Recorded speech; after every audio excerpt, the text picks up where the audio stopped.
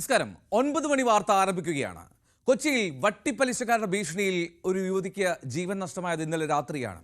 അതിൽ പ്രതിപട്ടികയിലേക്ക് വരാൻ പോകുന്നത് ഒരു മുൻ പോലീസ് ഉദ്യോഗസ്ഥനും. ഈ വാർത്തകൾ ഉൾപ്പെടെ വളരെ ഗൗരവമുള്ള വാർത്താ പകലിലേക്ക് നമ്മൾ കടക്കുന്നു. നമുക്ക് നോക്കാം ആദ്യം വാർത്തകൾ അതിവേഗത്തിൽ. ചേർത്തല ജൈനമ്മ കൊലക്കേസിലെ സുപ്രധാന വിവരങ്ങൾ ന്യൂസ് 18 പുറത്തുവിടുന്നു. കൊലപാതകം നടന്നത് 2024 ഡിസംബർ 23 വൈകിട്ട് 3 മണിക്ക് മുമ്പ്. ജൈനമ്മയെ കൊന്ന ശേഷം സെബാസ്റ്റ്യൻ ചെയ്ത കാര്യങ്ങൾ വിശദീകരിച്ച് ഒപ്പമുണ്ടായിരുന്നയാൾ. ന്യൂസ് 18 ബിഗ് എക്സ്ക്ലൂസീവ് 10 മണിക്ക്. മുൻ പോലീസ് ഉദ്യോഗസ്ഥന്റെ നേതൃത്വത്തിലുള്ള വട്ടിപ്പലിശക്കാരുടെ ഭീഷണി മൂലം എറണാകുളത്ത് യുവതി ജീവനൊടുക്കിയ സംഭവത്തിൽ വീട്ടമ്മയുടെ സംസ്കാരം ഇന്ന്. മരിച്ചത് കോട്ടുവള്ളി സ്വദേശി ആശ. കടം വാങ്ങിയ 10 ലക്ഷം രൂപ മുതലും പലിശയും ചേർത്ത് 30 ലക്ഷം മടക്കിക്കൊടുത്തിട്ടും വീട്ടിൽ കയറി ഭീഷണി തുടർന്നുവെന്ന് ആത്മഹത്യാക്കുറിപ്പ്. പോലീസ് സ്റ്റേഷനിൽ നടത്തിയ ഒത്തുതീർപ്പ് ചർച്ച നാടകമായിരുന്നുവെന്ന് കുടുംബം. യുവ ഡോക്ടർ നൽകിയ പീഡന പരാതിയിൽ വേടന്റെ മുൻകൂർ ജാമ്യാപേക്ഷയിൽ ഹൈക്കോടതിയുടെ വിധി ഇന്നുണ്ടാകും. ഇന്നലെ അറസ്റ്റ് തടഞ്ഞത് നിരവധി ചോദ്യങ്ങളോടെ.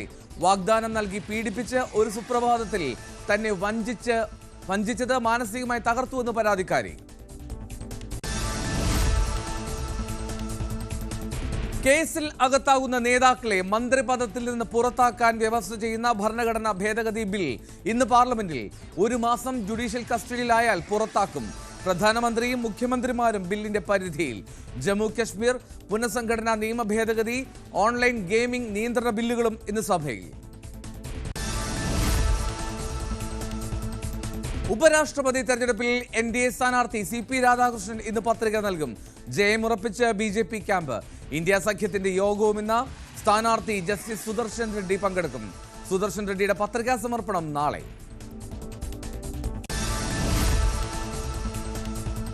റഷ്യ യുക്രൈൻ യുദ്ധം ഉടൻ തീരുമെന്ന പ്രതീക്ഷ അകലുന്നു. സമാധാന ശ്രമങ്ങളിൽ അനിശ്ചിതത്വം. മോസ്കോയിലെത്തി പുടിനുമായി ചർച്ചയ്ക്കിരിക്കാൻ സെലൻസ്കി തയ്യാറാകുന്നില്ലെന്ന് റിപ്പോർട്ട്. മധ്യസ്ഥ ശ്രമം തുടർന്ന് ഡൊണാൾഡ് ട്രംപ്.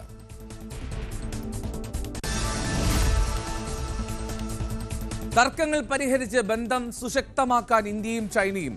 ഈ മാസം അവസാനം പ്രധാനമന്ത്രി ചൈനയിലേക്ക്. ഉഭയകക്ഷി ബന്ധം ദൃഢമാക്കുന്നത് ആഗോള സമാധാനത്തിനും സമൃദ്ധിക്കും ഗുണം ചെയ്യുമെന്ന് നരേന്ദ്രമോദി. അതിർത്തി തർക്കങ്ങൾ പരിഹരിക്കാൻ പ്രത്യേക സമിതിയെ നിശ്ചയിക്കാനും ധാരണ. മഹാരാഷ്ട്രയിൽ മഴക്കെടുതി തുടരുന്നു. 24 മണിക്കൂറിനിടെ 6 മരണം. പലയിടത്തും വെള്ളക്കെട്ട്. വൈദ്യുതി തടസ്സപ്പെട്ട് കുടുങ്ങിയ മോണോ റെയിലിലെ എല്ലാ യാത്രക്കാരെയും രക്ഷിച്ചു. ഇന്ന് മുംബൈയിൽ ഓറഞ്ച് അലർട്ട്. പയ്യന്നൂരിൽ ദേശീയപാതയിൽ മറിഞ്ഞ ഡീസൽ ടാങ്കർ ഉയർത്തി. അപകടമുണ്ടായത് ഇന്നലെ രാത്രി 10:15 വെള്ളൂർ കോത്തായിമുക്കിൽ. ടാങ്കറിൽ നിന്നും ഡീസൽ ചോർന്ന് റോഡിലൊഴുകി. ഗതാഗതം പുനഃസ്ഥാപിച്ചത് മണിക്കൂറുകൾക്ക് ശേഷം.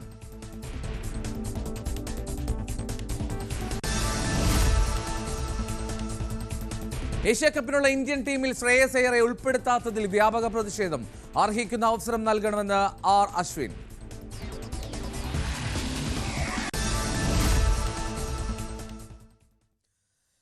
ഒമ്പത് വാർത്തയിലേക്ക് വിശദമായി. ചേർത്തല ജൈനമ്മ കൊലക്കേസിലെ സുപ്രധാന വിവരങ്ങൾ ന്യൂസ് 18 പുറത്തുവിടുന്നു. കൊലപാതകം നടന്നത് 2024 ഡിസംബർ 23 വൈകിട്ട് 3 മണിക്ക് മുമ്പാണ്. കൊലപാതകത്തിന് ശേഷം സെബാസ്റ്റ്യൻ എന്തു ചെയ്തു? ഒപ്പമുണ്ടായിരുന്നയാൾ എല്ലാം തുറന്നു പറയുകയാണ്. ന്യൂസ് 18 ബിഗ് എക്സ്ക്ലൂസീവാണ്. അല്പസമയത്തിനകം രാവിലെ 10 മണിക്ക് പ്രേക്ഷകർക്ക് ഇതിന്റെ വിവരങ്ങൾ അറിയാം. കൃത്യമായിട്ടുള്ള കാര്യങ്ങൾ ഒപ്പമുണ്ടായിരുന്ന ആൾ വെളിപ്പെടുത്തുന്നു. രാവിലെ 10 മണിക്ക് ന്യൂസ് ട്രെൻഡ്സിൽ വിശദമായി നോക്കാം. ഇനി 3 സുപ്രധാന ബില്ലുകൾ ഇന്ന് പാർലമെന്റിൽ അവതരിപ്പിക്കുകയാണ്. 130ാം ഭരണഘടനാ ഭേദഗതി ബിൽ, കേന്ദ്രഭരണ പ്രദേശ ഭരണ ഭേദഗതി ബിൽ, ജമ്മു കശ്മീർ പുനഃസംഘടനാ ഭേദഗതി ബിൽ എന്നിവയാണ് ഇന്ന് സഭയിലെത്തുന്നത്. കേന്ദ്ര ആഭ്യന്തരമന്ത്രി അമിത്ഷാ ബിൽ അവതരിപ്പിക്കും. ഭരണഘടനാ ഭേദഗതിയിൽ സുപ്രധാന നിർദ്ദേശങ്ങളാണുള്ളത്. 1 മാസം ജുഡീഷ്യൽ കസ്റ്റഡിയിലായാൽ മന്ത്രിസ്ഥാനം ഉൾപ്പെടെ നഷ്ടപ്പെടുന്ന നിർദ്ദേശങ്ങൾ ഭേദഗതിയായി വരും. MG മിഥുൻ വിവരങ്ങൾ നൽകും. Mithun, good morning. വളരെ സുപ്രധാനമായിട്ടുള്ള ബില്ലുകളാണല്ലോ ഇന്ന് പാർലമെന്റിലേക്ക് എത്തുന്നത്. ആദ്യം ഈ ഭരണഘടനാ ഭേദഗതി ബില്ലിൽ എന്തൊക്കെ വ്യവസ്ഥകളാണ് പ്രധാനമായും നിർദ്ദേശിക്കുന്നത്? എൽദോ വളരെ നിർണായകമായിട്ടുള്ളൊരു ഭേദഗതിക്ക് തന്നെയാണ് ഇപ്പോൾ കേന്ദ്ര സർക്കാർ ഒപ്പുകൂട്ടുന്നത് എന്നുള്ളത് തന്നെയാണ്. അതിന്ന് പാർലമെന്റിന്റെ മുമ്പാകെ വരും.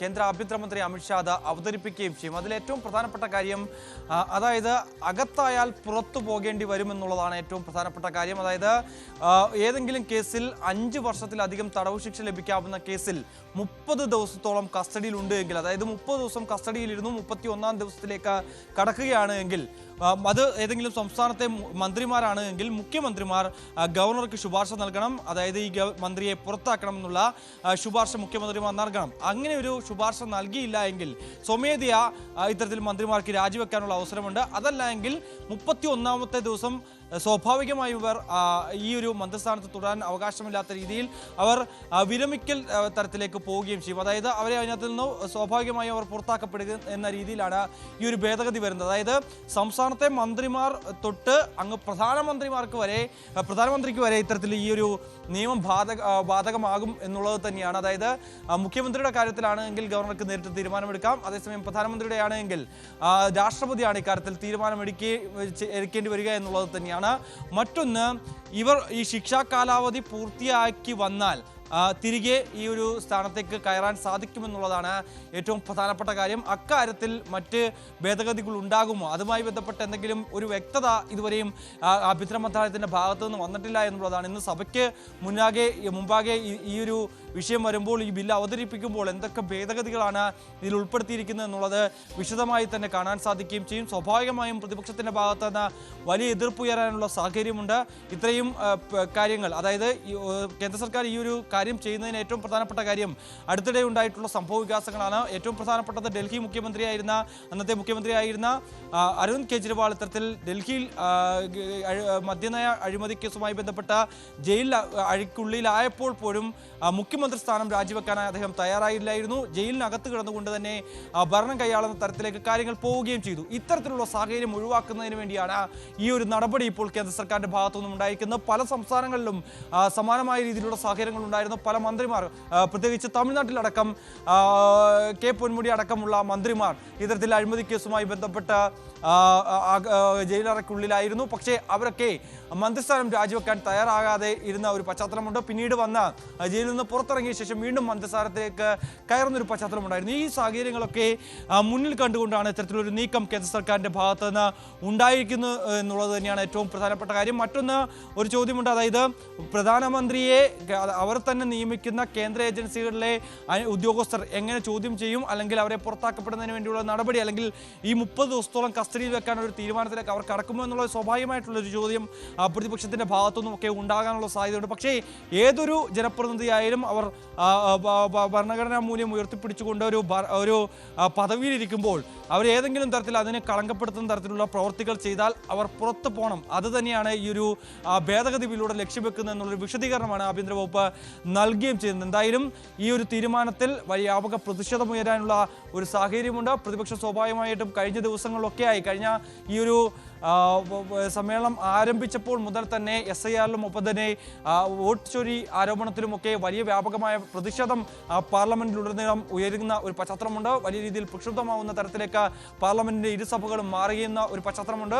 സ്വാഭാവികമായും ഇന്ന് ഈ ബില്ല് വരുമ്പോൾ പ്രതിപക്ഷം ഈ ബില്ല് അവതരിപ്പിക്കുന്ന വേളയിൽ സഭയ്ക്കുള്ളിൽ ഉണ്ടാകുമോ എന്നുള്ളതാണ് നമുക്ക് കണ്ടറിയേണ്ടിയിരിക്കുന്നത്. അങ്ങനെയെങ്കിൽ കഴിഞ്ഞ ദിവസങ്ങളിലൊക്കെ ആദായ നികുതി ബില്ലൊക്കെ ഒരു വോട്ടിനിട്ട് പെട്ടെന്ന് തന്നെ പാസ്സാക്കി എടുത്തതുപോലെ തന്നെ ഏകദേശം 8 മിനിറ്റ് മാത്രമാണ് ആദായ നികുതി ബില്ല് പാസ്സാക്കാൻ സഭയ്ക്ക് വേണ്ടി വന്നത്. ആ രീതിയിലേക്ക് ഈ ബില്ലുകളും സ്വാഭാവികമായും പാസ്സായി പോകാനൊരു സാഹചര്യമുണ്ട്. അതിന് പ്രതിപക്ഷം വഴങ്ങുമോ എന്നുള്ളതൊക്കെ നമുക്ക് കണ്ടറിയേണ്ടിയിരിക്കുന്നു. ഇനി എന്തായാലും ബില്ലാണ് സ്വാഭാവികമായും ലോക്സഭയിൽ അവതരിപ്പിച്ചതിന് ശേഷം രാജ്യസഭയിൽ ഈ ബില്ല് അവതരിപ്പിക്കണം. അവിടെയും പാസ്സായതിനു ശേഷമാണ് ഇതൊരു നിയമമായി മാറുന്നത് എന്നുള്ളതാണ്. എന്തായാലും അതിനുള്ള കാത്തിരിപ്പാണ്. അതാണ് 3 പ്രധാന ബില്ലുകളാണെന്ന് സഭയിൽ വരുന്നത്. MG മിഥുൻ തുടരുക. മറ്റൊരു പ്രധാനപ്പെട്ട വാർത്തയും MG മിഥുനിൽ നിന്ന് നമ്മൾ ചോദിച്ചറിയേണ്ടതുണ്ട്. അതുകൊണ്ടാണ് കേസിലകത്തായ മന്ത്രിമാരെ പുറത്താക്കുന്ന നിർണായകമായിട്ടുള്ള ഭേദഗതി ബില്ലാണ് സഭയിലേക്ക് എത്തുന്നത്. ഇനി ഉപരാഷ്ട്രപതി തെരഞ്ഞെടുപ്പിനുള്ള സ്ഥാനാർത്ഥി ചിത്രം തെളിഞ്ഞതോടെ വോട്ട് കണക്കുകൾ കേന്ദ്രീകരിച്ചുള്ള ചർച്ചകളും സജീവമായി. YSR കോൺഗ്രസ് NDA സ്ഥാനാർത്ഥി CP രാധാകൃഷ്ണന് പിന്തുണ പ്രഖ്യാപിച്ചു. BRS നിലപാട് ഇന്ന് പറയും. കണക്കിലെ കളിയിൽ NDAയ്ക്കാണ് വിജയമെന്നത് ഉറപ്പാണെങ്കിലും ചില വോട്ടുകളെങ്കിലും അടർത്താൻ കഴിയുമെന്ന പ്രതീക്ഷയാണ് പ്രതിപക്ഷത്തിന്. മിഥുൻ തുടരുന്നുണ്ട്. മിഥുൻ, ഈ സ്ഥാനാർത്ഥി ചിത്രം തെളിഞ്ഞു, വ്യക്തമായി കണക്കുകൂട്ടലുകളാണ്. ഏറ്റവും ഒടുവിൽ YSR ആണ് അതിൽ വ്യക്തത വരുത്തിയത്. ഇനി എന്തൊക്കെയാണ് പ്രതീക്ഷിക്കുന്നത്, പ്രത്യേകിച്ചും ഇന്ത്യ മുന്നണി?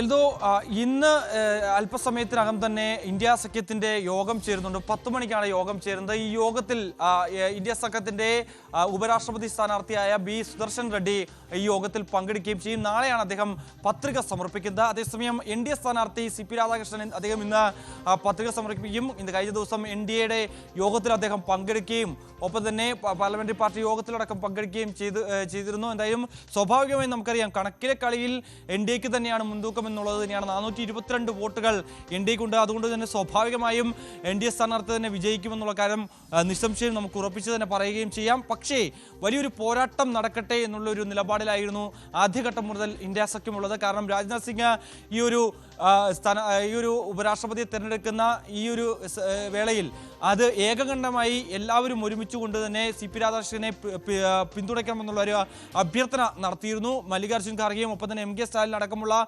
പ്രതിപക്ഷ നിരയിലെ എല്ലാ നേതാക്കളെയും അദ്ദേഹം ഫോണിൽ വിളിച്ച് അഭ്യർത്ഥന നടത്തുകയും ചെയ്തിരുന്നു. പക്ഷേ ഒരു രാഷ്ട്രീയ പോരാട്ടമാണ്. ആ രീതിയിൽ ഇലക്ഷനുമായി മുൻപോട്ട് തന്നെ പോകട്ടെ എന്നുള്ളൊരു നിലപാടായിരുന്നു ഇന്ത്യ സഖ്യം തീരുമാനിക്കുകയും ചെയ്തത്. മറ്റൊന്ന് സൗത്ത് കേന്ദ്രീകരിച്ച്, അതായത് സൗത്ത് ഇന്ത്യ കേന്ദ്രീകരിച്ച് കാലങ്ങളായി ഇത്തരത്തിൽ BJP പ്രചരണം ശക്തമാക്കുന്നുണ്ടായിരുന്നു. കഴിഞ്ഞ കാലയളവിലൊക്കെ തന്നെ പ്രത്യേകിച്ച് തമിഴ്നാട്ടിലൊക്കെ തന്നെ ഒരു സീറ്റ് നേടുക എന്നുള്ള രീതിയിൽ പ്രധാനമന്ത്രി പലതവണ ഇത്തരത്തിൽ തമിഴ്നാട്ടിലേക്ക് വരുന്ന കാഴ്ച നമ്മൾ കാണുകയും ചെയ്തിരുന്നു. അതിന് പിന്നാലെയാണ് മറ്റൊരു നീക്കം ഇപ്പോൾ CP രാധാകൃഷ്ണനിലൂടെ ഉപരാഷ്ട്രപതി ആക്കിക്കൊണ്ട് അടുത്ത വർഷം, അതായത് 2026 കേരളത്തിന്റെ നിയമസഭാ തെരഞ്ഞെടുപ്പ് നടക്കുന്ന വേളയിൽ തന്നെയാണ് തമിഴ്നാട്ടിലും തെരഞ്ഞെടുപ്പ് നടക്കാൻ പോകുന്നത്. അതും മുന്നിൽ കണ്ടുകൊണ്ടുള്ള ഒരു നീക്കം, അതായത് മിഷൻ സൗത്ത് എന്ന രീതിയിൽ ഒരു തന്ത്രം NDAയുടെ ഭാഗത്തുനിന്ന് ഉണ്ടാകുന്നു എന്നുള്ളത് തന്നെയാണ്. മറുതന്ത്രത്തിൽ ഇന്ത്യ സഖ്യത്തിന്റെ സ്ഥാനാർത്ഥിയും പക്ഷേ സൗത്ത് ഇന്ത്യയിൽ നിന്ന് തന്നെയാണ് എന്നുള്ളതാണ് ഏറ്റവും പ്രധാനപ്പെട്ട കാര്യം. അത് ഹൈദരാബാദ് സ്വദേശിയാണ് ജസ്റ്റിസ് B. സുദർശൻ റെഡ്ഡി. അദ്ദേഹത്തെ രംഗത്തിറക്കിക്കൊണ്ട് സൗത്ത് ഇന്ത്യയിൽ മറ്റൊരു ചെക്ക് വെക്കാനുള്ള ഒരു നീക്കമായിരുന്നു. പക്ഷേ സ്വാഭാവികമായും നേരത്തെ DMK ഒക്കെ മുന്നോട്ട് വെച്ചതുപോലെ തന്നെ അവർ പറയുന്ന, അല്ലെങ്കിൽ DMK പറയുന്ന തമിഴ്നാട്ടിൽ നിന്നുള്ള ഒരു സ്ഥാനാർത്ഥി ഈ ഉപരാഷ്ട്രപതി തെരഞ്ഞെടുപ്പുമായി ബന്ധപ്പെട്ട് രംഗത്തിറങ്ങുമെന്നായിരുന്നു കരുതിയെങ്കിൽ പോലും തന്നെ ഇക്കാര്യത്തിൽ ഇന്ത്യ മുന്നണിക്ക് ഏകകണ്ഠേനമാണ് അവർ ഈ സ്ഥാനാർത്ഥിയിലേക്ക് എത്തിയെന്ന് പറയുമ്പോൾ പോലും തന്നെ TMC ആണ് ഈ സ്ഥാനാർത്ഥിയുടെ പേര് മുന്നോട്ട് വെക്കുന്നത്. അതിലേക്ക് അവർക്ക് എത്തേണ്ടിയിരിക്കുന്നു. കാരണം സ്വാഭാവികമായും മറ്റ് തർക്കങ്ങൾ നിലനിൽക്കുന്ന ഒരു സാഹചര്യമുണ്ട്. മമതാ ബാനർജിയെ അനുനയിപ്പിക്കുക എന്നുള്ള വലിയ കടമ്പ ഇപ്പോഴും പൂർത്തീകരിക്കാൻ ഇന്ത്യ സഖ്യത്തിന് സാധിച്ചിട്ടില്ല എന്നുള്ളതാണ്. അത് വെല്ലുവിളിയായി ഇപ്പോഴും തുടങ്ങുന്ന സാഹചര്യത്തിൽ കൂടിയാണ് അവർ തന്നെ മുന്നോട്ട് വെച്ചിട്ടുള്ള സ്ഥാനാർത്ഥിയെ രംഗത്തിറക്കാൻ ഇന്ത്യ സഖ്യം ഏകകണ്ഠമായി തീരുമാനിക്കുകയും ചെയ്തത് എന്നുള്ളത് തന്നെയാണ്. എന്തായാലും വലിയ രാഷ്ട്രീയ പോരാട്ടത്തിലേക്ക് തന്നെയാണ് കടക്കുന്നത്. കണക്ക് കളിയിൽ സ്വാഭാവികമായും ഇന്ത്യക്ക് തന്നെ വിജയം ഉറപ്പിക്കാൻ സാധിക്കുകയും ചെയ്യും എന്നുള്ളതാണ്. റൈറ്റ്. MG മിഥുൻ വിവരങ്ങൾ നൽകിയത് ന്യൂസ് ഡെസ്കിൽ നിന്ന്. ഇനി വിദേശ വാർത്തയിലേക്ക് പോയാൽ, വ്ളാഡിമിർ പുടിൻ സെലൻസ്കി ചർച്ച സംബന്ധിച്ച് അനിശ്ചിതത്വം തുടരുകയാണ്. സമാധാന ഉടമ്പടിയുമായി ബന്ധപ്പെട്ട് അടുത്ത ഘട്ട ചർച്ച മോസ്കോയിൽ വെച്ചാകുമെന്ന നിർദ്ദേശമാണ് റഷ്യൻ പ്രസിഡന്റ് മുന്നോട്ട് വെച്ചത്. എന്നാൽ എതിരാളിയുടെ തട്ടകത്തിൽ ചർച്ചയ്ക്ക് തയ്യാറാകില്ല എന്നുള്ളത് ഉറപ്പാണ്. പുടിനുമായി ഫോണിൽ ചർച്ചകൾ തുടരുകയാണ് ഡൊണാൾഡ് ട്രംപ്. അതിനിടെ NATO രാജ്യങ്ങളിലെ സൈനിക നേതാക്കൾ ഇന്ന് ചർച്ച നടത്തും. മിഥുൻ തുടരുന്നുണ്ട്. മിഥുൻ, ഈ പുടിൻ സെലൻസ്കി ചർച്ച അത് സാധ്യമാകുമോ എന്നുള്ളത് വലിയ ചോദ്യമാണ്. പക്ഷെ അപ്പോൾ മോസ്കോയിൽ വേണമെന്നുള്ളത് പുടിന് നിർബന്ധമാണ്.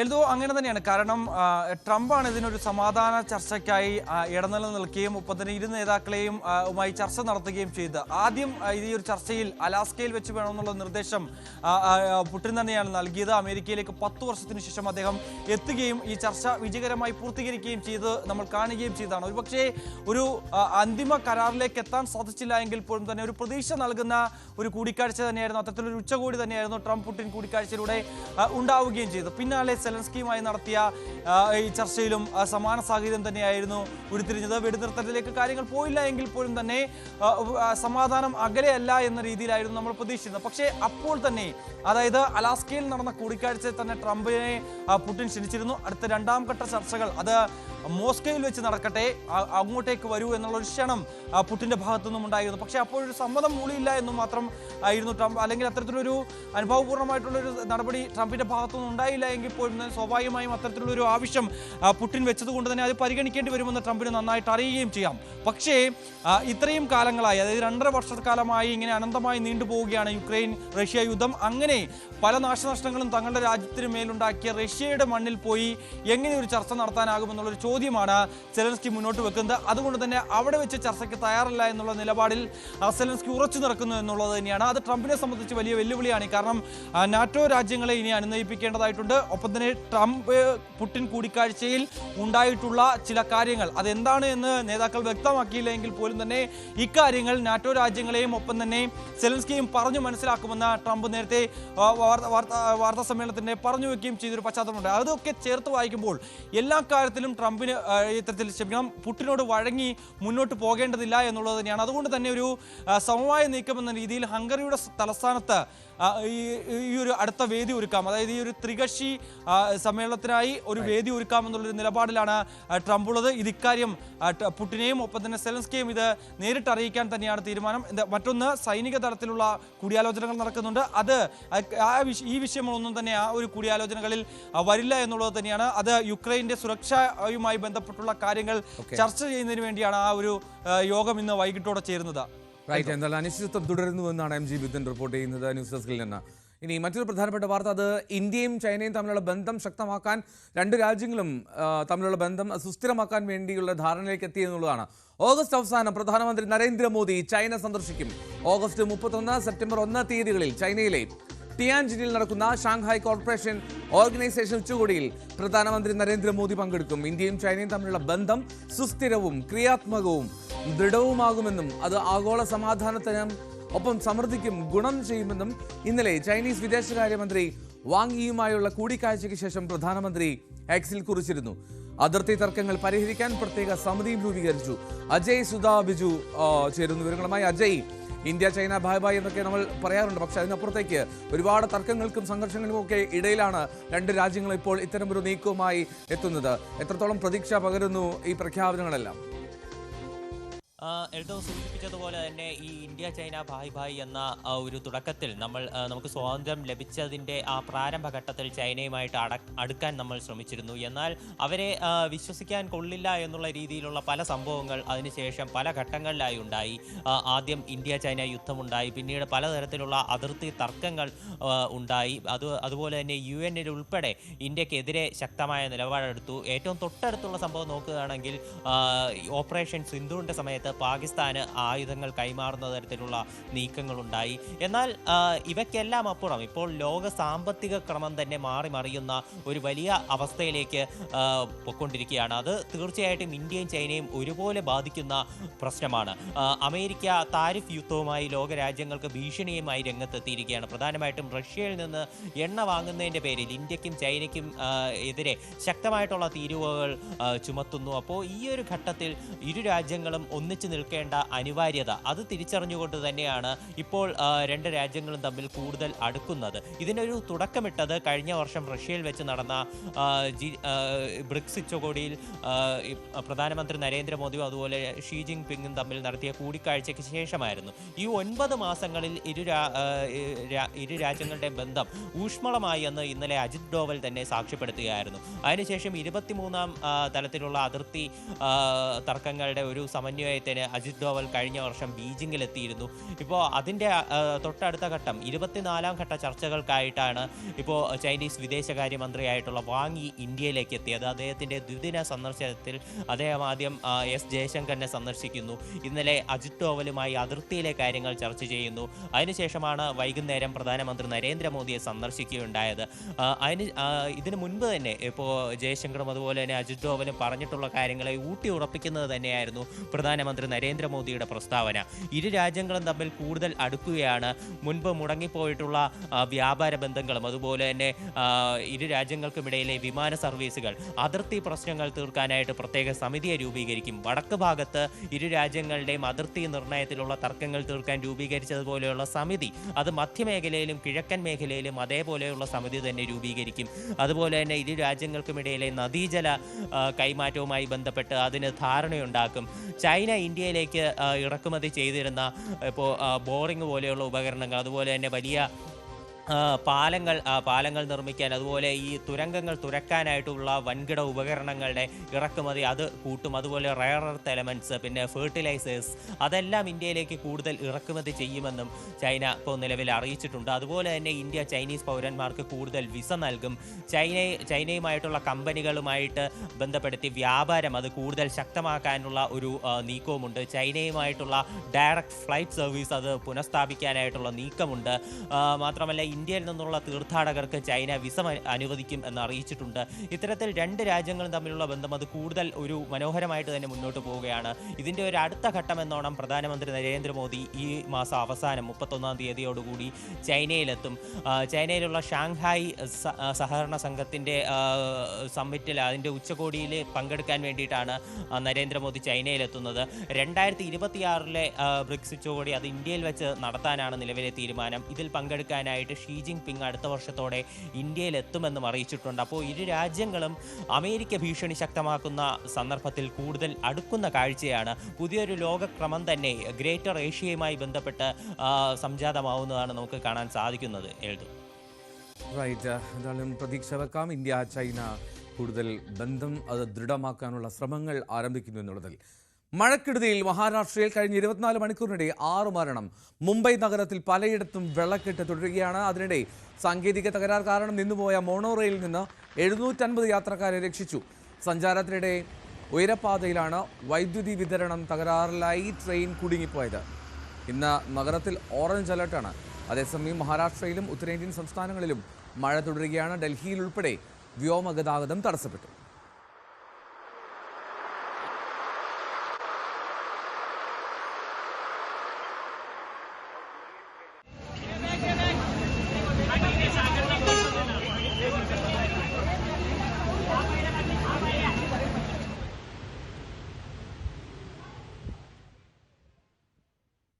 മറ്റു വാർത്തകളിലേക്ക് മടങ്ങിയെത്താം ഒരിടവേളയ്ക്ക് ശേഷം.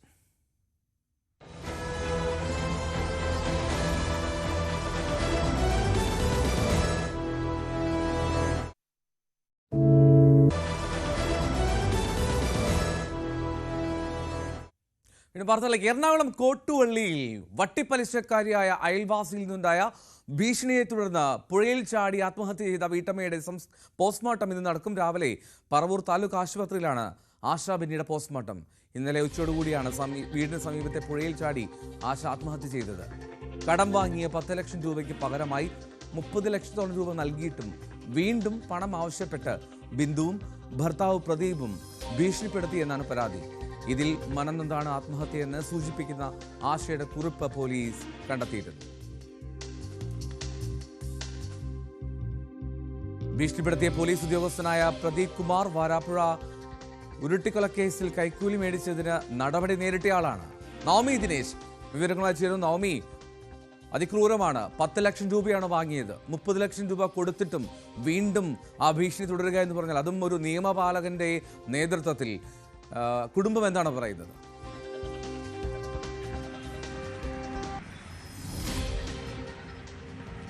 എന്തോ വളരെ ഞെട്ടലിലാണ് കുടുംബം. ആദ്യം തന്നെ പറയട്ടെ, ഇതിനു മുൻപ് തന്നെ 2 ആഴ്ചകൾക്ക് മുൻപ് ബിന്ദു ആശ സമാനമായ രീതിയിൽ കൈ ഞരമ്പ് മുറിച്ച് ആത്മഹത്യയ്ക്ക് ശ്രമിച്ചിരുന്നു. അന്നാണ് കുടുംബം ഇക്കാര്യം അറിയുന്നത്. 10 ലക്ഷം രൂപ ഈ ബന്ധുവിൽ നിന്നും പലിശയ്ക്ക് കടം വാങ്ങി, അതിനുശേഷം 30 ലക്ഷം രൂപ കൊടുക്കുകയും ചെയ്തിരുന്നു. പിന്നെയും വീണ്ടും പലിശ ആവശ്യപ്പെട്ടു. ഈ പണം വീണ്ടും ആവശ്യപ്പെട്ടതിനെ തുടർന്നാണ് ഇത്രയും വലിയ ഒരു പ്രശ്നങ്ങളിലേക്ക് കടക്കുന്നത്. അപ്പോഴാണ് കുടുംബം ഇക്കാര്യത്തിൽ സാഹചര്യത്തെക്കുറിച്ചൊക്കെ അറിയുന്നതും. ഇവരുടെ ഈ ബിന്ദുവിൻ്റെയും ഭർത്താവിൻ്റെയും ഭീഷണിയെ തുടർന്ന് പോലീസ് ആദ്യം ഇവർ ആലുവ റൂറൽ SP പരാതി നൽകി. SP പിന്നീട് പറവൂർ പോലീസിന് ഈ പരാതി കൈമാറുകയും ചെയ്തു. ഇരു കൂട്ടരെയും വിളിച്ചു വരുത്തി പോലീസ് കാര്യങ്ങൾ അന്വേഷിച്ചു. ഇനി ഇത്തരത്തിലുള്ള ഭീഷണികളൊന്നും പാടില്ല, ഇതൊരു സിവിൽ കേസായി തന്നെ മുന്നോട്ട് പോകട്ടെ, കോടതിയെ സമീപിക്കൂ എന്ന നിർദ്ദേശം നൽകുകയും ചെയ്തിരുന്നു. അതിനെ തുടർന്ന് ആ പ്രശ്നം അവസാനിച്ചു എന്നാണ് ഇവർ കരുതിയിരുന്നത്. പക്ഷേ പിന്നീട് ഇത് വലിയ ഒരു പ്രശ്നങ്ങളിലേക്ക് കടക്കുന്ന സാഹചര്യമായിരുന്നു.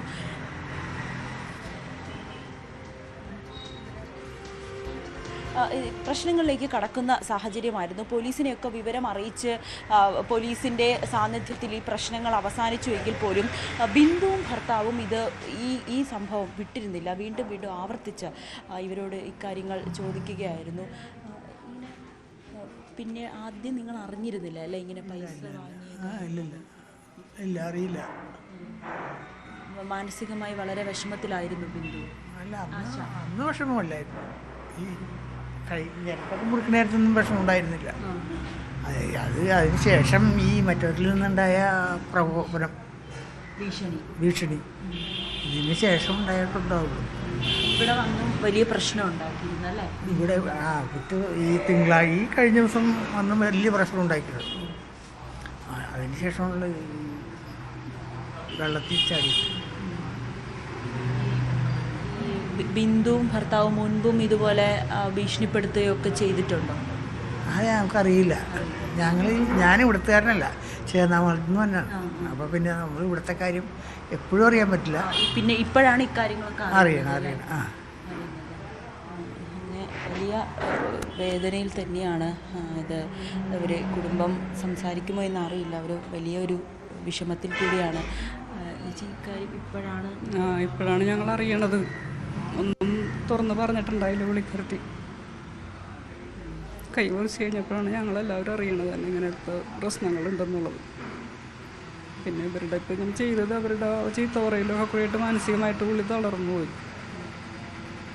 കഴിഞ്ഞ ദിവസം രാത്രിയും ബിന്ദുവും ഭർത്താവും വന്നിവിടെ വലിയ ബഹളമുണ്ടാക്കി ഭീഷണിപ്പെടുത്തി ജീവിക്കാൻ അനുവദിക്കൂലെന്നാണ് അവർ വിളിച്ചു പറയുന്നുണ്ടായിരുന്നത്. മക്കളെയൊക്കെ കള്ളക്കേസിൽ കൊടുക്കുമെന്നൊക്കെ ഓരോ പറഞ്ഞു വിളിച്ചു. പോലീസ് ഇടപെട്ട് ഇതൊരു കേസായി മുന്നോട്ട് പോകണം, മറ്റ് പ്രശ്നങ്ങളൊന്നും ഉണ്ടാക്കരുതെന്ന മുന്നറിയിപ്പൊക്കെ നൽകി. പക്ഷെ അവരത് അനുസരിച്ചില്ല. ആശ വലിയ മാനസിക വിഷമത്തിലായിരുന്നു. എല്ലാവരും എന്നെ പറ്റിച്ച് ചേച്ചി എല്ലാവരും എന്ന് പറഞ്ഞാൽ കരഞ്ഞത്. അവള് പാവമായിരുന്നു, എല്ലാവർക്കും ഉപകാരിയായിരുന്നു. 10 ലക്ഷം രൂപയാണ് എടുത്തത്. അതിൽ കൊടുത്തു 3 ഇരട്ടിയോളം കൊടുത്തുപോയി. എന്നിട്ടും വീണ്ടും അവർ ചോദിച്ചു വരികയാണ്. എന്തായാലും വലിയ വേദന തന്നെയാണ്. അപ്രതീക്ഷിതമായിട്ടുള്ള ആശയുടെ വിയോഗം. ഇത് ആശയുടെ ചേച്ചിയാണ്, ചേട്ടൻ്റെ കാര്യം. ഞങ്ങളുടെ കുടുംബം പോയില്ലേ, കുഞ്ഞുങ്ങളൊക്കെ. എന്തോ വളരെ ഒരു വേദനയിൽ തന്നെയാണ് കുടുംബം ഇപ്പോൾ. അപ്രതീക്ഷിതമായി ആശയുടെ വിയോഗം. കഴിഞ്ഞ കുറച്ച് നാളുകളായി ആശയെ ഇങ്ങനെ ഭീഷണിപ്പെടുത്തുന്നുണ്ടായിരുന്നു. ആശയും കുടുംബത്തിനെയും മക്കളെ ഒക്കെ കള്ളക്കേസിൽ കൊടുക്കുമെന്ന ഒരു കാര്യം പോലും ഈ ബിന്ദു ഭർത്താവും ചെയ്തിരുന്നു എന്നാണ് കുടുംബം പറയുന്നത്. ഇതിൽ ഇയാളെക്കുറിച്ച് വന്ന ബിന്ദുവും ഭർത്താവും ഇപ്പോൾ ഒളിവിലാണ്. ഈ വരാപ്പുഴയിൽ ശ്രീജിത്തിനെ ഉരുട്ടിക്കൊലപ്പെടുത്തിയ കേസുമായി ബന്ധപ്പെട്ട് ശ്രീജിത്തിൻ്റെ ഭാര്യയിൽ നിന്നും അന്ന് കൈക്കൂലി മേടിച്ച ഒരു വ്യക്തി കൂടിയാണ് ഇപ്പോൾ ആരോപണ വിധേയരായിട്ടുള്ള ബിന്ദുവിൻ്റെ ഭർത്താവ്. 2018 പറവൂർ CAയുടെ ഡ്രൈവറായിരുന്നു ഈ പ്രദീപ്. ഈ കൈക്കൂലി വാങ്ങിയതിൻ്റെ പേരിൽ അന്ന് സസ്പെൻഷനിലായ വ്യക്തി കൂടിയാണ്. അപ്പോൾ ഒരു വലിയ ഒരു മാനസികാവസ്ഥയിൽ തന്നെയാണ് നമുക്ക് ഊഹിക്കാം. അപ്രതീക്ഷിതമായിട്ട് ഈ ആശയുടെ ഒരു വിയോഗത്തിൽ തളർന്നിരിക്കുകയാണ് കുടുംബം. എന്തായാലും ആശയുടെ പോസ്റ്റ്മോർട്ടം നടപടികൾ ഇന്ന് പറവൂർ താലൂക്ക് ആശുപത്രിയിലുണ്ടാകും. അതിനുശേഷമായിരിക്കും തുടർ നടപടികൾ, പൊതുദർശനമടക്കമുള്ള കാര്യങ്ങളിലേക്കൊക്കെ കടക്കുക.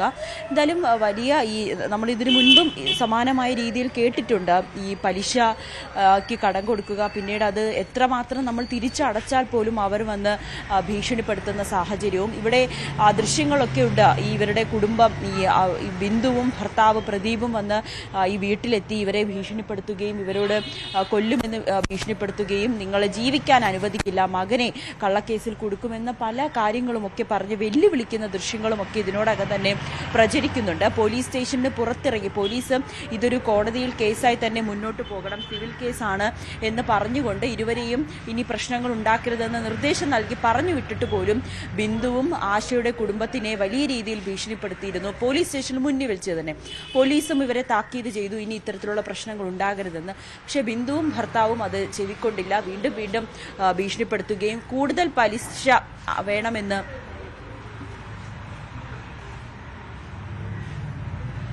നവമി, വളരെ വൈകാരികമായിട്ടുള്ള രംഗങ്ങളാണ് ആ വീട്ടിൽ. അവിടെ നമ്മൾ പ്രതികരണം തേടുന്നതൊക്കെ വലിയ ബുദ്ധിമുട്ടാണെന്ന് അറിയാമെങ്കിൽ പോലും ഈ നവമി, ഈ രേഖകളൊന്നും ഉണ്ടായിരുന്നില്ലേ വ്യക്തമായി ഈ തുക കൈമാറിയതിൽ, അല്ലെങ്കിൽ അതിലൊരു വ്യക്തത കേസിന് പോലീസിന് മുന്നിൽ കൃത്യമായി ബോധ്യപ്പെടുത്താൻ കഴിഞ്ഞില്ലേ? ഈ പോലീസ് ഡ്രൈവറായിട്ടുള്ള പ്രദീപ് ഇത്തരത്തിൽ ഭീഷണിയൊക്കെ മുഴക്കുമ്പോൾ ഞങ്ങളിങ്ങനെ വാങ്ങിയ തുകയിൽ 3 ഇരട്ടി മടക്കി നൽകിയതാണ് എന്നൊക്കെ പോലീസ് സ്റ്റേഷനിൽ ബോധ്യപ്പെടുത്താൻ സാധിച്ചിരുന്നില്ലേ കുടുംബത്തിന്?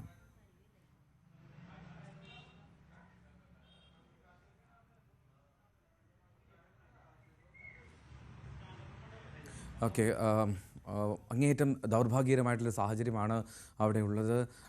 വാങ്ങിയ പണം അത് 10 ലക്ഷമാണ് വാങ്ങിയത്, 30 ലക്ഷത്തിലേറെ തിരികെ കൊടുത്തു എന്നാണ് ആ യുവതി ആത്മഹത്യക്കുറിപ്പിൽ പറയുന്നത്. അത്രമാത്രം ഞെട്ടിക്കുന്ന സാഹചര്യം. വട്ടിപ്പലിശക്കാരുടെ ഭീഷണി, ആ വട്ടിപ്പലിശക്കാരിയായിട്ടുള്ള അയൽവാസിയിൽ നിന്നാണ് വാങ്ങിയത്. പക്ഷേ അവരുടെ ഭർത്താവ് പ്രദീപ് പോലീസുകാരനാണ്, പോലീസ് ഡ്രൈവറാണെന്നാണ് മനസ്സിലാക്കുന്നത്. നവമി, ഇയാൾ പോലീസിലെ ഡ്രൈവർ പോസ്റ്റിലാണോ? പിന്നെ ഈ നേരത്തെയും ഇത്തരത്തിൽ സമാനമായിട്ടുള്ള അത്ര ക്ലീൻ അല്ല എന്ന് വ്യക്തമാക്കുന്നതാണല്ലോ മറ്റു ഉരുട്ടിക്കൊലപാതകത്തിൽ കൈക്കൂലിയൊക്കെ വാങ്ങി എന്നൊക്കെ പറയുന്ന, അല്ലെങ്കിൽ അതിന് നടപടി നേരിട്ടു എന്നൊക്കെ പറയുമ്പോൾ ഇതിൽ ഒരു വ്യക്തത ഉണ്ടായിരുന്നില്ലേ, രേഖകൾ ഉണ്ടായിരുന്നില്ലേ പണം കൈമാറിയത് സംബന്ധിച്ച്?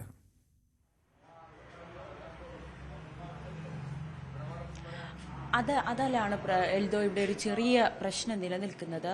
ഈ ആശ ബിന്ദുവിൽ നിന്നും പണം കൈമാറിയതിൻ്റെ കൃത്യമായിട്ടുള്ള തെളിവുകൾ ഉണ്ടായിട്ടില്ല.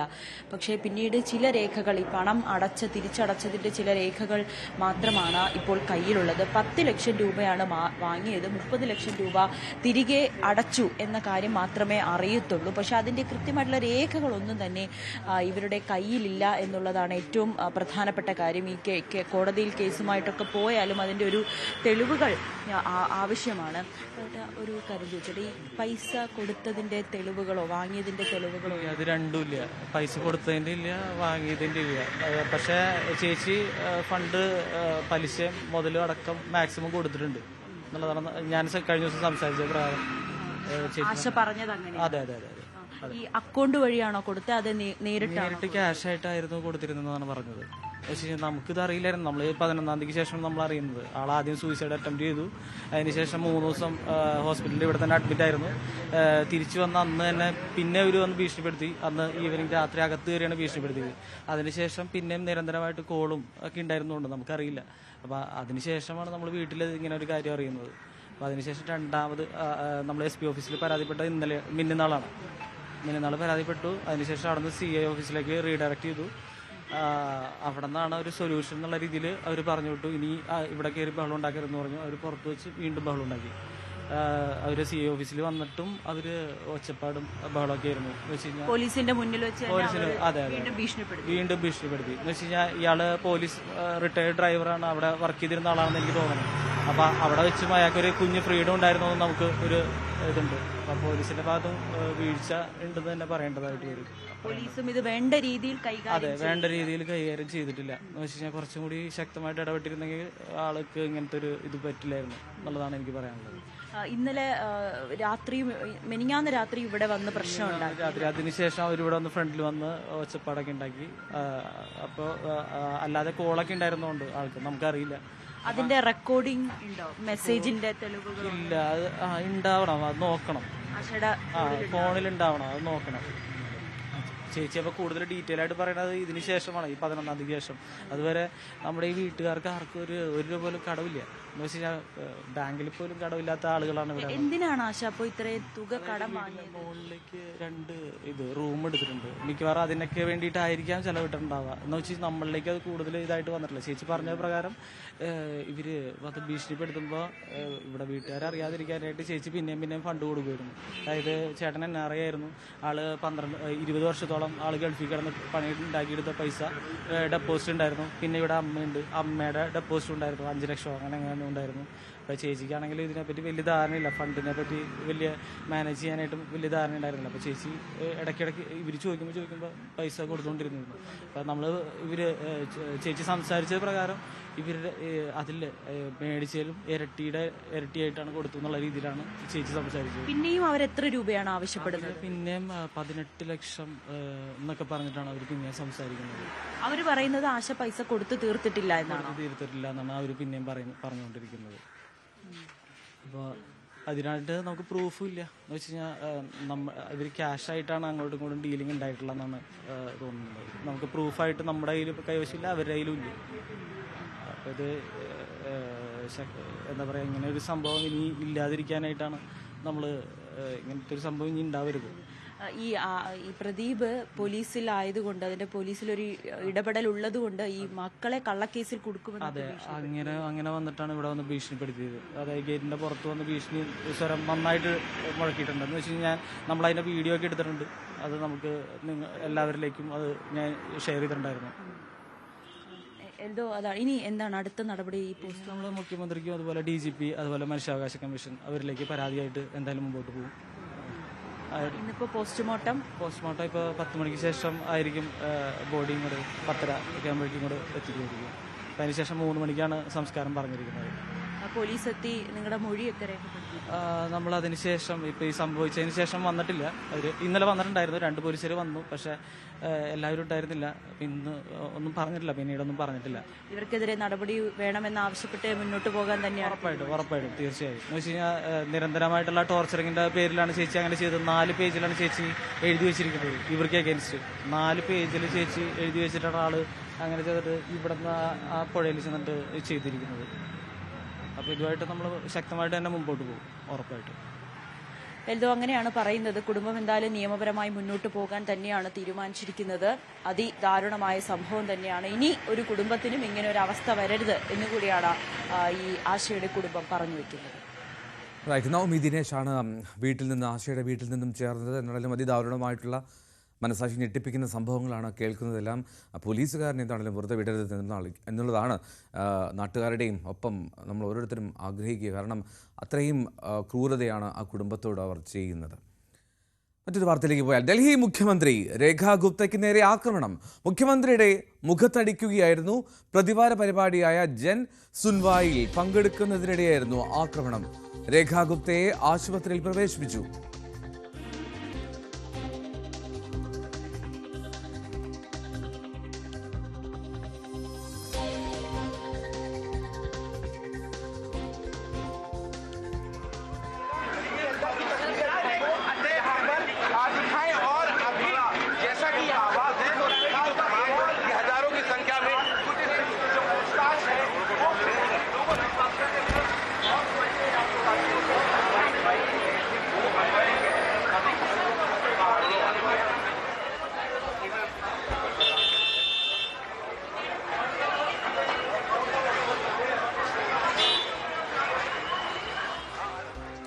ഡൽഹി BJP അധ്യക്ഷൻ വീരേന്ദ്ര സച്ദേവ് ആ വിഷയത്തിൽ അപലപിച്ചു. സംഭവത്തെ കോൺഗ്രസും അപലപിച്ചു. राजनीति में हिंसा के लिए कोई जगह नहीं, बदसलूकी के लिए कोई जगह नहीं। आप लोकतांत्रिक ढंग से अपनी बात कही है और उस पर जबकि महिला मुख्यमंत्री हो तो उस पर हमला करना दुखद दुर्भाग्यपूर्ण, मैं इसकी निंदा करता हूं। इसमें कोई दो राय नहीं कि दिल्ली पानी में डूबा हुआ है। इस समय दिल्ली में जो वायदों की बाढ़ लगाई थी भाजपा ने चुनाव में, सब में पूरी तरह सफल हुई, पर उसका राजनीतिक प्रतिकार होना चाहिए, ये झापड़बाजी नहीं। मैं सिर्फ ये कहना चाहता हूं, चेक कर लेना चाहिए, क्योंकि जब अरविंद केजरीवाल पे हमला हुआ था तो इसी भाजपा ने आरोप लगाया था, दिल्ली भाजपा ने, कि उन्होंने हमला सुनियोजित है ध्यान हटाने के लिए। तो और देख लें कहीं ऐसी घटनाओं की पुनरावृत्ति तो नहीं हो रही है। मेरी पूरी सहानुभूति महिला मुख्यमंत्री के साथ है। उनके साथ अगर हिंसा हुई है, जिसने किया है उसके खिलाफ कार्रवाई होनी चाहिए। അജയ് സുധാ ബിജു വിവരങ്ങൾ നൽകും. അജയ്, ഇത് എവിടെ വെച്ചായിരുന്നു സംഭവം? ഈ മുഖത്തടിച്ചത് ആരാണ് എന്നുള്ളതിൽ വ്യക്തത വരുന്നുണ്ടോ? എൽദോ, ഇയാളുടെ പേര് മറ്റു വിവരങ്ങളൊന്നും ലഭ്യമല്ല. 35 വയസ്സുള്ള ഒരു യുവാവാണ് ഈ ആക്രമണം നടത്തിയത് എന്നാണ് നമുക്ക് ലഭിക്കുന്ന വിവരം. മുഖ്യമന്ത്രിയുടെ ഔദ്യോഗിക വസതിയിൽ വെച്ചായിരുന്നു ആക്രമണം. എല്ലാ ബുധനാഴ്ചയും ഡൽഹി മുഖ്യമന്ത്രിയായിട്ടുള്ള രേഖ ഗുപ്ത ഒരു ജനസമ്പർക്ക പരിപാടി നടത്തുമായിരുന്നു. ജൻ സുൻവായി എന്ന പേരിലായിരുന്നു ഈ പരിപാടി സംഘടിപ്പിച്ചിരുന്നത്. ഈ പ്രതിവാര പരിപാടിയുടെ ഇന്നത്തെ ഒരു യോഗങ്ങൾ, നടപടിക്രമങ്ങളെല്ലാം നടന്നുകൊണ്ടിരിക്കുകയായിരുന്നു ഇത്തരത്തിലൊരു ആക്രമണം. ഈ ഒരു പരിപാടിയിൽ ജനങ്ങൾക്ക് മുഖ്യമന്ത്രിക്ക് സമീപം നേരിട്ടെത്തി പരാതികൾ സമർപ്പിക്കാനുള്ള അവസരമുണ്ടായിരുന്നു. ഇത്തരത്തിൽ ഒരു പരാതിയുമായി എത്തിയ യുവാവാണ് ആക്രമണം നടത്തിയതെന്നാണ് വിവരം. ഇയാളുടെ കയ്യിൽ കുറച്ച് കോർട്ട് റിലേറ്റഡ് ഡോക്യുമെന്റ്സ് ഉണ്ടായിരുന്നു. ഈ ഡോക്യുമെന്റ്സ് ഇയാൾ മുഖ്യമന്ത്രിക്ക് നേരെ നീട്ടി. മുഖ്യമന്ത്രി ഇത് വാങ്ങിയ സമയത്തായിരുന്നു ഇയാൾ കൈനീട്ടി രേഖാ ഗുപ്തയുടെ മുഖത്തടിച്ചത്. ഇയാളെ ഉടൻ തന്നെ പോലീസ് അറസ്റ്റ് ചെയ്ത് നീക്കിയിട്ടുണ്ട്. ഇയാൾ ഇപ്പോൾ പോലീസ് സ്റ്റേഷനിലാണ്. ഇയാളെ ചോദ്യം ചെയ്യണം. ചോദ്യം ചെയ്താലായിരിക്കും മറ്റു വിവരങ്ങൾ ഉൾപ്പെടെ നമുക്ക് ലഭ്യമാവുക. രേഖാ ഗുപ്തയെ ഇപ്പോൾ ആശുപത്രിയിൽ പ്രവേശിപ്പിച്ചിട്ടുണ്ട്. നിരവധി നേതാക്കൾ ഉൾപ്പെടെ വിഷയത്തെ അപലപിച്ചുകൊണ്ട് രംഗത്തെത്തി. ഡൽഹി BJP അധ്യക്ഷനായിട്ടുള്ള വീരേന്ദ്ര സച്ദേവ വിഷയത്തെ അപലപിച്ചുകൊണ്ട് രംഗത്തെത്തിയിട്ടുണ്ട്. അതുപോലെ തന്നെ ഈ വിഷയത്തെ ഒരു രാഷ്ട്രീയ ആയുധമാക്കുകയാണ് കോൺഗ്രസ് പാർട്ടി എന്ന് പറയുന്നത്. ഡൽഹിയിലുള്ള കോൺഗ്രസ് അധ്യക്ഷനായിട്ടുള്ള ദേവേന്ദ്ര യാദവ്, അദ്ദേഹം ഈ വിഷയത്തെ അപലപിക്കുകയും അതേസമയം തന്നെ അദ്ദേഹം പറഞ്ഞു ഡൽഹി മുഖ്യമന്ത്രിക്ക് പോലും സംസ്ഥാനത്ത് സുരക്ഷിതമായി ഇരിക്കും. मुख्यमंत्री जिस तरह से जनता के बीच में रह के लगातार बात करती हैं, वो बात कर रही थी। ऐसे में एक शख्स उनके पास आता है, कुछ कागज आगे रखता है और अचानक उनका हाथ पकड़कर उनको खींचने की कोशिश करता है। और उस दौरान थोड़ी सी धक्का मुक्की जो होती है, तो कुछ सर उनका शायद हल्का सा लगा है किसी कोने पे, और उसके बाद तत्काल लोगों ने उसको पकड़ लिया। कौन है वो आदमी, क्या उसकी जानकारी है, पुलिस जांच पड़ताल कर रही है। तो मुझे लगता है कि आपको तब तक रुकना चाहिए जब तक पुलिस जांच पड़ताल ना कर ले, उसके बारे में जानकारी ना मिल जाए, क्योंकि लगातार उसकी एक बार जांच पड़ताल हो जाए। मुख्यमंत्री की हालत अभी स्थिर है, डॉक्टर्स उनको देख चुके हैं। कुछ उनको क्या चोटें आई? नहीं, मैंने बताया ना कि सदमा जरूर लगा है, जिससे उनको थोड़ी चिंता हुई है। लेकिन हमने मुख्यमंत्री से मैं मिलकर आया हूँ, और उस बहन को, मजबूत महिला हैं वो जानती हैं कि उनकी कमिटमेंट दिल्ली के लिए है, और उन्होंने इस बात को स्वीकार किया है कि मैं अपने रोजमर्रा के कामों से नहीं रुकूंगी। फिजिकल इंजरी भी हुई है, सीएम को फिजिकल इंजरी हुई है क्या? ऐसा लगता है कि उनके सर पे हल्का सा कुछ लगा है। किस चीज से? अब वो मारा उसने, कोई पत्थर, कोई ऑब्जेक्ट से मारा है? क्या कोई ऑब्जेक्ट से मारा है? पत्थर थप्पड़ जो चला रहे हैं वो फैब्रिकेटेड है। अच्छा। लेकिन टेबल का कोई कोना या कुर्सी का कुछ कोना सर पे जरूर ऐसा लगता लगा है, इसकी उनको शिकायत चल रही है। लेकिन मुख्यमंत्री बहादुर महिला है, हमारी बहन है, स्थिर है। थोड़ी मुझे लगता है और थोड़ा सा समय दीजिए, वो आपके बीच, हमारी मुख्यमंत्री जनता के बीच की महिला है, बहन है, वो जनता के बीच में हाथ पकड़कर उसने खींचने की कोशिश की। आरोपी का कोई नाम वगैरह कुछ तो पता लगा? मुझे लगता है पुलिस बहुत देर हो गई है, अपनी जांच कर रही है। नाम तो पता ही चल गया। ऐसा कहाँ से आया? मेरे कहने से नहीं होगा ना। അജയ് സുധാ ബിജു തുടരുന്നുണ്ട് വിവരങ്ങളുമായി. ന്യൂസ് ഡെസ്കിൽ നിന്ന് BJP സംഭവത്തെ അപലപിച്ച് രംഗത്തെത്തുന്നുണ്ട് അജയ്. ഇനി ഇത്തരത്തിലൊരു സുരക്ഷാ സംവിധാനത്തിൻ്റെ ഒരു വീഴ്ച അവിടെ സംഭവിച്ചിട്ടില്ലേ? അത്തരത്തിൽ ഒരു മുഖ്യമന്ത്രിയുടെ അടുത്തേക്ക് അത്രയും അടുത്ത് മുഖത്തേക്ക് അടിക്കുന്ന തരത്തിലേക്ക് ഒരു അക്രമി എത്തുക എന്ന് പറഞ്ഞാൽ അത് ഗുരുതരമായിട്ടുള്ള വീഴ്ചയല്ലേ? അതെ, തീർച്ചയായിട്ടും എൽദോ. ഈ വിഷയത്തെ കോൺഗ്രസ് ഇത്തരത്തിൽ തന്നെ രാഷ്ട്രീയമായി നേരിടുകയാണ്. ഡൽഹി പോലൊരു സംസ്ഥാനത്ത് അവിടെയുള്ള മുഖ്യമന്ത്രിക്ക് പോലും, മുഖ്യമന്ത്രിയുടെ സുരക്ഷ പോലും ഇത്തരത്തിലാണ്. അപ്പോൾ ഡൽഹിയിലുള്ള സാധാരണക്കാരായിട്ടുള്ള സ്ത്രീകളുടെ കാര്യത്തിൽ എന്ത് സുരക്ഷയാണ് സർക്കാരിന് നൽകാനുള്ളതെന്നാണ് കോൺഗ്രസ് അധ്യക്ഷനായിട്ടുള്ള ദേവേന്ദ്ര യാദവ് ഇപ്പോൾ നിലവിൽ ചോദിക്കുന്നത്. അതുപോലെ തന്നെ കോൺഗ്രസ് നേതാവായിട്ടുള്ള ഉദിത് രാജും വിഷയത്തെ അപലപിച്ചുകൊണ്ട് രംഗത്തെത്തുകയും അദ്ദേഹം പറയുകയും ചെയ്തത് ഈ ഡൽഹി പോലീസ് നേരിട്ട് കേന്ദ്രത്തിൻ്റെ നിയന്ത്രണത്തിലുള്ളതാണ്. വിഷയത്തിൽ അമിത്ഷാ മറുപടി പറയണം എന്ന് അദ്ദേഹം പറഞ്ഞിട്ടുണ്ട്. ഇത് ആഭ്യന്തര വകുപ്പിൻ്റെ ഒരു ഗുരുതരമായിട്ടുള്ള വീഴ്ചയാണ്. ഡൽഹിയിലെ വൻ ഒരു സുരക്ഷാ വീഴ്ചയാണ് മുഖ്യമന്ത്രിയുടെ വസതിയിൽ നടന്നിട്ടുള്ളത് എന്ന് അദ്ദേഹം പറഞ്ഞു. അതുപോലെ വിഷയത്തെ അപലപിച്ചുകൊണ്ട് ആം ആദ്മി പാർട്ടി രംഗത്തെത്തിയിട്ടുണ്ട്. ഡൽഹി മുൻ മുഖ്യമന്ത്രിയായിട്ടുള്ള അതിഷി ഇപ്പോൾ രേഖാ ഗുപ്ത എത്രയും വേഗം സുഖം പ്രാപിക്കട്ടെ എന്നും മുഖ്യമന്ത്രി ഇപ്പോൾ സുരക്ഷിതയായിരിക്കുന്നു എന്നറിഞ്ഞതിൽ സന്തോഷമെന്നും പറയുന്നു. അതുപോലെ ഈ കുറ്റവാളിയായിട്ടുള്ള ആൾക്ക് തക്കതായിട്ടുള്ള ശിക്ഷ ലഭിക്കണമെന്നും അതിഷി പറഞ്ഞിട്ടുണ്ട്. ഇപ്പോൾ കുറച്ചു മുൻപേ മാധ്യമങ്ങളോട് പ്രതികരിച്ചത് BJP അധ്യക്ഷനായിട്ടുള്ള വീരേന്ദ്ര സച്ദേവയാണ്. അദ്ദേഹം പറഞ്ഞത് രേഖാ ഗുപ്ത ഒരു ശക്തിയായ വനിതയാണ്, അവർ ആത്മവിശ്വാസം പ്രകടിപ്പിക്കുന്നുണ്ട്, അവർ സുരക്ഷിതയായി തന്നെ ഇരിക്കുന്നു എന്ന് പറയുന്നുണ്ട്. ഇപ്പോൾ മുഖ്യമന്ത്രി നിലവിൽ ആശുപത്രിയിലാണ്. ഇപ്പോൾ അധികം കാര്യമായ പരിക്കുകളോ അല്ലെങ്കിൽ മറ്റ് ആശങ്കപ്പെടേണ്ട കാര്യങ്ങളോ ഇല്ലെന്നാണ് നമുക്ക് അറിയാൻ സാധിക്കുന്നത്. എങ്കിലും നിലവിൽ പ്രാഥമിക പരിശോധനയ്ക്കായി ആശുപത്രിയിൽ പ്രവേശിപ്പിച്ചിരിക്കുകയാണ്. മുഖ്യമന്ത്രി സുരക്ഷിതയാണെന്ന് തന്നെയാണ് BJP വൃത്തങ്ങൾ നൽകുന്ന വിവരം. ഇപ്പോൾ അടിയന്തരമായി ഈ സുരക്ഷാ വീഴ്ചയെപ്പറ്റി അന്വേഷിക്കാൻ വേണ്ടി ഡൽഹി പോലീസ് ഉന്നതതല യോഗം ചേരുമെന്ന് അറിയിച്ചിട്ടുണ്ട്. മാത്രമല്ല ഡൽഹി പോലീസ് കമ്മീഷണർ മുഖ്യമന്ത്രിയുടെ വസതിയിൽ ഇപ്പോൾ നിലവിൽ എത്തിച്ചേർന്നിട്ടുണ്ട്. അവിടെയുള്ള സുരക്ഷാ കാര്യങ്ങൾ ഉൾപ്പെടെ പരിശോധിച്ചുകൊണ്ടിരിക്കുകയാണ്. എന്തായാലും ഔദ്യോഗിക വസതിയിൽ ഡൽഹി പോലീസിന്റെ മൂക്കിന് കീഴെ നടന്ന ഈ ആക്രമണം അത് അത്യന്തം അപലപിക്കേണ്ട വിഷയം തന്നെയാണ്. ഈ സുരക്ഷാ വീഴ്ച ഉൾപ്പെടെ കോൺഗ്രസിന്റെ ആരോപണം ഒക്കെ ഉൾപ്പെടെ പോലെ സുരക്ഷാ വീഴ്ചയിൽ ഇനി വരും ദിവസങ്ങൾ ഉൾപ്പെടെ ഇനി വിവാദം ശക്തിപ്പെടാനുള്ള സാധ്യതയുണ്ട്. എന്തായാലും ഈ രേഖാ ഗുപ്ത അത് ഡൽഹിയിലെ ജനങ്ങളെ സംബന്ധിച്ചിടത്തോളം കൂടുതൽ ഒരു ജനപ്രിയയായി മാറിക്കൊണ്ടിരിക്കുന്ന ഘട്ടങ്ങൾ നമുക്കിപ്പോൾ അടുത്തിടെ കാണാൻ സാധിച്ചിട്ടുണ്ട്. ഇന്നലെ ഉൾപ്പെടെ അവർ ഡൽഹിയിൽ വെള്ളക്കെട്ട് രൂക്ഷമായി ബാധിച്ചിരുന്ന മേഖലകളിൽ നേരിട്ടെത്തി ജനങ്ങളുടെ സുഖവിവരം തേടുന്ന ഒരു കാര്യങ്ങളുണ്ടായിരുന്നു. അത്തരം ദൃശ്യങ്ങളെല്ലാം അത് സാമൂഹ്യ മാധ്യമങ്ങളിലെല്ലാം ഉൾപ്പെടെ പ്രചരിച്ചതാണ്. ഈ മുഖ്യമന്ത്രി ജനങ്ങളോട് നേരിട്ട് സംസാരിക്കുന്ന ആ ഒരു ജനങ്ങളോടുള്ള അവരുടെ ആ ഒരു അടുപ്പം അത് തുറന്നു കാണിക്കുന്ന ഒരു പരിപാടി കൂടിയായിരുന്നു. എല്ലാ ബുധനാഴ്ചയും നടക്കുന്ന ഈ ജനസമ്പർക്ക പരിപാടി ജൻ സുൻവായി എന്ന് പറയുന്ന ഈ പ്രോഗ്രാം. അപ്പോൾ അതിനിടെ ഈ പരാതികൾ പരിഹരിക്കാൻ വേണ്ടി നടത്തുന്ന ഈ ഒരു ജനസമ്പർക്ക പരിപാടിക്കിടെയായിരുന്നു ആക്രമണം. ഇതിൽ ജനങ്ങൾക്ക് മുഖ്യമന്ത്രിയെ നേരിട്ട് കാണാനും പരാതി സമർപ്പിക്കാനും മുഖ്യമന്ത്രിയോട് ഏറെ നേരം സംസാരിക്കാനും സെൽഫി എടുക്കാനും ഉൾപ്പെടെ അവസരമുണ്ടായിരുന്നു. ഇത്തരത്തിൽ പരാതി സമർപ്പിക്കാനെന്ന വ്യാജേന എത്തിയ ഒരു 35-കാരനാണ് ആക്രമണം നടത്തി. ഇയാളുടെ ലക്ഷ്യം എന്താണ് എന്നുള്ള ഉൾപ്പെടെയുള്ള കാര്യങ്ങൾ ഇനി അന്വേഷിക്കേണ്ടതുണ്ട്. എൽദോ റൈറ്റ്. എന്തായാലും ഡൽഹി മുഖ്യമന്ത്രിക്ക് നേരെയാണ് ഇത്തരത്തിലൊരു ആക്രമണം. അത് വലിയ തോതിൽ രാഷ്ട്രീയ ചർച്ചയും കൂടിയായി മാറുകയാണ്.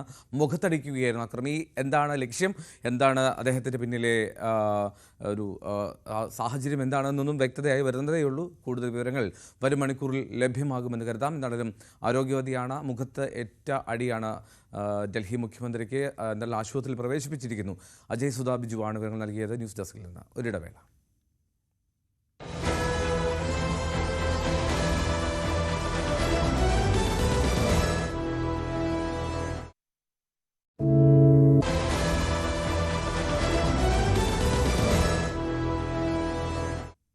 വീണ്ടും വാർത്തകളിലേക്ക്. യുവ ഡോക്ടറെ വിവാഹ വാഗ്ദാനം നൽകി പീഡിപ്പിച്ചു എന്ന കേസിൽ റാപ്പർ വേടന്റെ മുൻകൂർ ജാമ്യാപേക്ഷയിൽ ഹൈക്കോടതി ഇന്ന് വിധി പറയും. വേടന്റെ അറസ്റ്റ് ഹൈക്കോടതി തടഞ്ഞിട്ടുണ്ട്. ഉഭയകക്ഷി സമ്മതപ്രകാരമുള്ള ശാരീരിക ബന്ധം എങ്ങനെ ബലാത്സംഗമാകുമെന്ന് കോടതി ചോദിച്ചിരുന്നു. വിവാഹ വാഗ്ദാനം നൽകിയാണ് വേടൻ പീഡിപ്പിച്ചതെന്നും പെട്ടെന്നൊരു സുപ്രഭാതത്തിൽ എല്ലാം ഉപേക്ഷിച്ചു പോയത് തന്നെ മാനസികമായി തകർത്തുവെന്നും പരാതിക്കാരി വാദിച്ചിരുന്നു. ഡാനി ഇപ്പോൾ വിവരങ്ങൾ നൽകും. ഡാനി, എപ്പോഴാണ് കോടതി ഈ ജാമ്യാപേക്ഷ പരിഗണിക്കുന്നത്? കോടതി ഇന്ന് കേസ് രാവിലെയോടുകൂടി തന്നെ ഉച്ചയോടുകൂടി പരിഗണിക്കാനാണ് സാധ്യത എന്നാണ് മനസ്സിലാക്കുന്നത്. ഈ കേസുമായി ബന്ധപ്പെട്ടുകൊണ്ട് ഇന്ന് കോടതി ഈ കേസ് പരിഗണിക്കും വരെ തടഞ്ഞിട്ടുണ്ട്. വേടന്റെ അറസ്റ്റ് തടഞ്ഞിട്ടുണ്ട്. പക്ഷെ അതേസമയം തന്നെ വേടനെതിരെയുള്ള മറ്റു കേസുകൾ കൂടി വന്നിട്ടുണ്ട്, മറ്റു പരാതികൾ കൂടി വേടനെതിരെ വന്നിട്ടുണ്ട് എന്ന് ഇന്നലെ പരാതിക്കാരി ഈ കേസുമായി ബന്ധപ്പെട്ടുള്ള പരാതിക്കാരി ഹർജിയിൽ ബോധിപ്പിക്കുകയും അവരെ കക്ഷി ചേരാൻ കഴിഞ്ഞ ദിവസങ്ങളിൽ അനുവദിക്കുകയും എല്ലാം തന്നെ ചെയ്തിരുന്നു. അപ്പോൾ അവർ പറഞ്ഞത് വേടനെതിരെ വേറെയും സ്ത്രീകൾ പരാതി നൽകിയിട്ടുണ്ട്, സമാനമായ രീതിയിൽ തന്നെയുള്ള പരാതികൾ ഉണ്ട് എന്നതടക്കമുള്ള കാര്യങ്ങൾ ചൂണ്ടിക്കാണിക്കുകയും ചെയ്തിരുന്നു. ഇതിന്റെ അടിസ്ഥാനത്തിൽ ഈ കേസിന്റെ വിശദാംശങ്ങൾ കോടതി ആരാഞ്ഞിട്ടുണ്ട്. സർക്കാരിനോട് ഈ കേസിന്റെ എന്താണ് ഇതുമായി ബന്ധപ്പെട്ട് ഉള്ളത്, ഈ പരാതിയിൽ പറയുന്ന കാര്യങ്ങൾ സത്യമാണോ, അതായത് 2 പരാതികൾ വന്നിട്ടുണ്ട് എന്നതടക്കമുള്ള കാര്യങ്ങൾ പറയുന്നുണ്ട്. അത്തരം കാര്യങ്ങൾ വിശദീകരിക്കുന്നു. മറ്റ് പരാതികൾ മുഖ്യമന്ത്രിക്കടക്കം സമർപ്പിച്ചിട്ടുണ്ടെന്ന് പറഞ്ഞു. അപ്പോൾ ഇതിന്റെ ഒരു വിശദാംശങ്ങൾ കൂടി കോടതി തേടിയിട്ടുണ്ട്. സർക്കാരിന് അത്തരം കാര്യങ്ങളുടെ നിജസ്ഥിതി, ആ പരാതിയുടെ സ്വഭാവം എന്താണ് എന്നതടക്കമുള്ള കാര്യങ്ങൾ കോടതി മുമ്പാകെ സമർപ്പിക്കുകയും ചെയ്യും. ഇതുകൂടി കോടതി പരിഗണിക്കുന്നുണ്ട്. നേരത്തെ കോടതി കേസ് പരിഗണിക്കുമ്പോൾ പറഞ്ഞത് എന്നാൽ മറ്റ് കേസുകളെ കുറിച്ച് പരാമർശിക്കേണ്ടതില്ല എന്ന് കോടതി ഇതുമായി ബന്ധപ്പെട്ടുകൊണ്ട് പറഞ്ഞിരുന്നു. എങ്കിൽ കൂടി ഇതിന്റെ വിശദാംശങ്ങൾ തേടിയിട്ടുണ്ട്. അത് മാത്രവുമല്ല, ഈ കേസ് പരിഗണിക്കുമ്പോൾ പ്രധാനപ്പെട്ട ഒരു കാര്യം പറഞ്ഞത് ഈ വിവാഹ വാഗ്ദാനം നൽകിയ ശേഷം ബന്ധത്തിൽ പ്രശ്നമുണ്ടാകുമ്പോൾ പീഡനത്തിന് പരാതി നൽകുന്ന കേസുകളിൽ ബലാത്സംഗ കുറ്റം നിലനിൽക്കില്ലെന്ന് സുപ്രീം കോടതി ഉത്തരവുണ്ട്. അത് ഈ കോടതി ഈ കേസ് പരിഗണിക്കവേ പരാമർശിക്കുകയും ചെയ്തു. ഉഭയസമ്മത പ്രകാരമുള്ള ബന്ധമായിരുന്നെന്നും മറിച്ചുള്ള ആരോപണം തെറ്റാണെന്നുമാണ് വേടൻ ഈ കേസിൽ പറഞ്ഞിരിക്കുന്നത്. എന്തായാലും കോടതി ഇന്ന് വിശദമായ വാദം കേട്ട ശേഷമായിരിക്കും ഇതുമായി ബന്ധപ്പെട്ടുള്ള കാര്യത്തിൽ തീർപ്പ് കൽപ്പിക്കുക. എന്തായാലും ഇതിൽ ഈ കോടതി തീരുമാനമെടുക്കും വരെയും വേടന്റെ അറസ്റ്റ് ഈ കേസുമായി ബന്ധപ്പെട്ടുകൊണ്ട് തടഞ്ഞിട്ടുണ്ട്. റൈറ്റ്. എന്തായാലും വേടന് നിർണായക ദിവസമാണ്. മുൻകൂർ ജാമ്യ കക്ഷിയിൽ ഹൈക്കോടതി ഇന്ന് വിധി പറയും. ഡാനി പോളാണ് വിവരങ്ങൾ നൽകിയത്. കോതമംഗലത്തെ പെൺകുട്ടിയുടെ ആത്മഹത്യയിൽ പ്രതി റമീസിന്റെ കസ്റ്റഡി കാലാവധി ഇന്ന് അവസാനിക്കും. അച്ഛൻ്റെയും അമ്മയുടെയും കസ്റ്റഡി അപേക്ഷയും ഇന്ന് പരിഗണിക്കും. റമീസിനൊപ്പം മാതാപിതാക്കളെയും ഒരുമിച്ചിരുത്തി ചോദ്യം ചെയ്യാൻ സാധ്യതയുണ്ട്.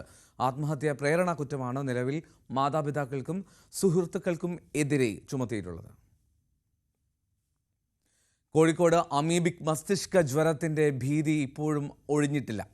അസുഖം ബാധിച്ച് മരിച്ച പെൺകുട്ടിയുടെ സഹോദരൻ രോഗലക്ഷണങ്ങളോടുകൂടി കോഴിക്കോട് മെഡിക്കൽ കോളേജ് ആശുപത്രിയിൽ തുടരുകയാണ്. ആദ്യ പരിശോധനാ ഫലം നെഗറ്റീവാണ്. വിശദമായിട്ട് പരിശോധനാ റിപ്പോർട്ട് ലഭിക്കേണ്ടതുണ്ട്. MS അനീഷ് കുമാർ ചേരുന്ന വിവരങ്ങളുമായി. അനീഷ്, ആശങ്കപ്പെടേണ്ട സാഹചര്യമുണ്ടോ അവിടെ? എൽദോ, ഇക്കാര്യത്തിൽ ആശങ്ക ഒഴിവാകുന്നു എന്ന് തന്നെയാണ് നമുക്ക് പറയേണ്ടി വരുന്നു. കാരണം ഈ 2 കുട്ടികളുടെ, അതായത് മരിച്ച 9 വയസ്സുകാരിയുടെ സഹോദരങ്ങളുടെ പരിശോധനാ ഫലം കോഴിക്കോട് വൈറോളജി ലാബിൽ നടത്തി ഇപ്പോൾ നെഗറ്റീവായി ലഭിച്ചിരിക്കുന്നു. അതുകൊണ്ട് തൽക്കാലം ആ കുട്ടികൾക്ക് അമീബിക് മസ്തിഷ്ക ജ്വരം ഇല്ലെന്ന് തന്നെയാണ് സ്ഥിരീകരിച്ചിരിക്കുന്നത്. നേരത്തെ ഈ കുട്ടി മരിച്ച സമയത്തും ഈ 2 പേരെയും ആശുപത്രിയിൽ പ്രവേശിപ്പിച്ചിരുന്നു. അന്ന് നടത്തിയ ഫലവും നെഗറ്റീവ് ആയിരുന്നു. എന്നാൽ വീട്ടിലെത്തിയ ശേഷം പിന്നീട് 2 കുട്ടികൾക്കും വലിയ തോതിലുള്ള പനി ഉണ്ടാവുകയും സഹോദരന്റെ പനി വല്ലാതെ ഉയരുകയും ചെയ്തിരുന്നു. ഇതേ തുടർന്നാണ് മെഡിക്കൽ കോളേജിൽ വീണ്ടും പ്രവേശിപ്പിക്കുകയും പിന്നീട് വീണ്ടും പരിശോധന നടത്തുകയും ചെയ്തിരിക്കുന്നു. എന്തായാലും ഒരു ആശ്വാസം അക്കാര്യത്തിലുണ്ട്.